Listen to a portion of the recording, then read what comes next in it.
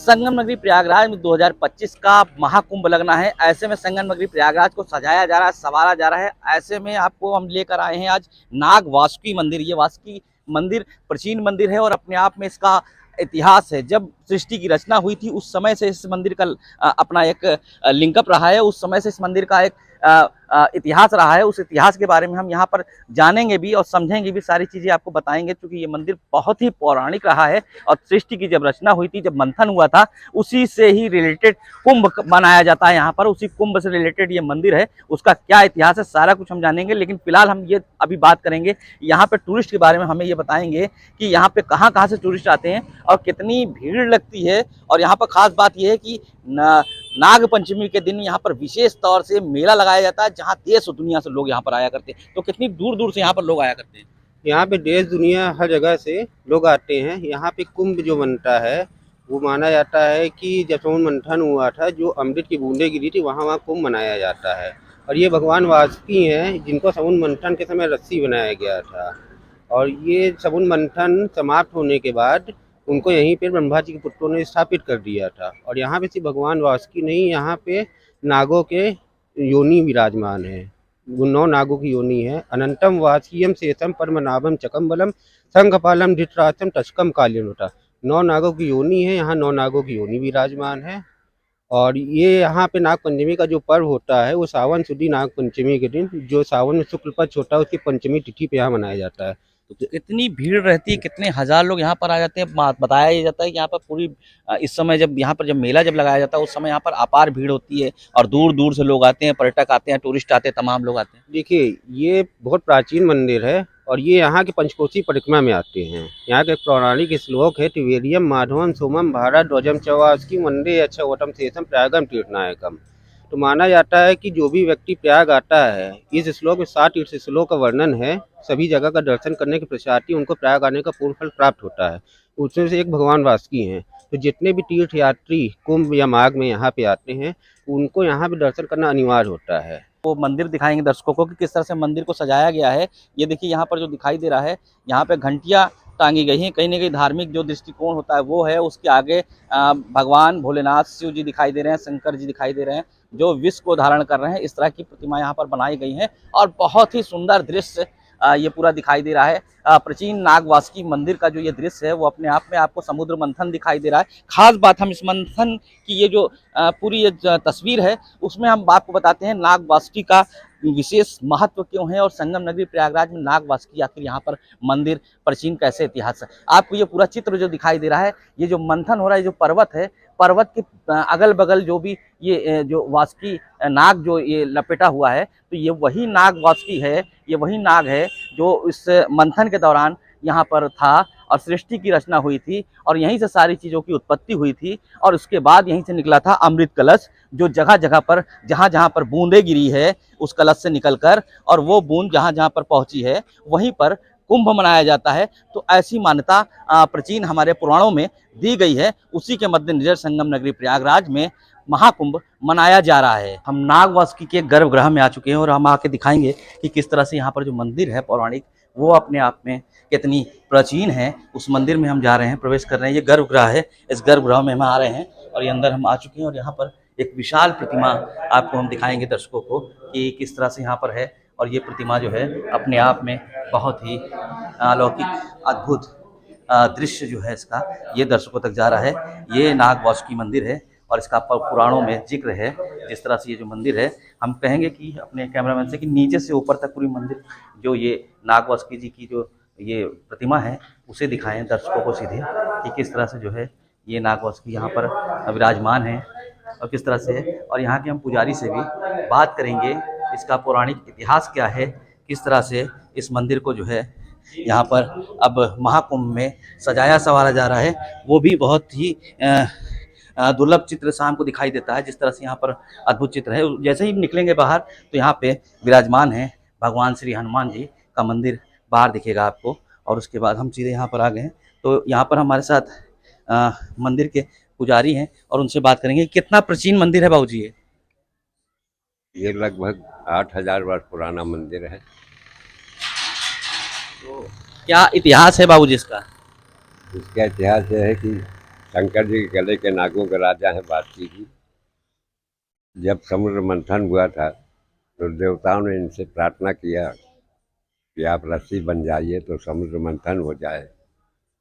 तो जब समुद्र मंथन होने का समय आया तो सुमेरी पर्वत को मथानी बनाया गया और इनको रस्सी बनाया गया। जब मंथन होने लगा, देवता और राक्षस इनको रस्सी की तरह दोनों तरफ से खींचने लग गए, तो समुद्र में नीचे जाने लग गया सुमेरी पर्वत। तो विष्णु भगवान को कछुए का रूप भी माना जाता है। वो कछुए का रूप धारण करके नीचे विराजमान हो गए तो पहाड़ ऊपर आ गए। जब समुद्र मंथन हुआ उसमें से अमृत कलश 14 रत्न निकले। विष्णु भगवान ने अपनी शक्ति से उस कलश में 2 भाग कर दिए, एक तरफ मदरा एक तरफ अमृत। तो देवताओं को अमृत पान करा रहे थे, राक्षसों को मदरा। राहु जान गया कि हमारे साथ छल हो रहा है, वो सर्प का भेष बना करके देवताओं की लाइन में जाके बैठ गया। भूल बस विष्णु भगवान ने वैसे उसको भी अमृत पान करा दिया राहु को। जब स्मरण किया कि अरे तो राहु है, जब तक सुदर्शन चक्र से गर्दन काटी जब तक वो अमृत पान कर चुका था। एक राक्षस के 2 राक्षस हो गए, ऊपर का राहु नीचे का केतु, जो आज भी ग्रह में बैठ के लोगों को परेशान करते हैं। अब इनके शरीर में अग्नि ज्वाला पैदा हो गई। तो विष्णु भगवान से कहा कि अब मुझे कोई ऐसा स्थान दीजिए जहाँ कुछ दिन रह करके मैं लोगों की और सेवा कर सकूं। तो विष्णु भगवान ने कहा प्रयागराज में दारागंज में गंगा जी में जाके आप स्थान ग्रहण करिए और सरस्वती माता का पान करिए। तो जब आज इन्होंने सरस्वती माता का पान किया तो पत्ताल लोग चली गई और यहीं दारागंज में गंगा किनारे ही अपना विराजमान रहे। लोग नागराज करके अपना दर्शन करते थे, इनकी महिमा कोई नहीं जानता। लगभग 7,000 वर्ष यहाँ पड़े रहेंगे। इसके बाद गंगा जी पहले पूरब की ओर जा रही थी, यमुना जी में नहीं मिली हुई।